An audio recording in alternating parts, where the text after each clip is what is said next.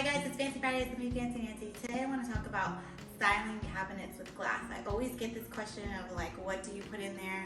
Yes, it looks beautiful, but how do I style it? So a great way to style it is actually to layer plates like this. Just because it creates like where your eye, remember when we talked about pairing things in threes and how it just kind of creates like an illusion in your eye? Well, kind of the same thing. So they basically just like stack different plates and bowls like this. And then obviously like these are kind of like for display, so you have to keep it looking clean and organized. But stacking and layering is a great thing to do inside cabinets that are glass because it just keeps it simple but very clean looking and it looks great.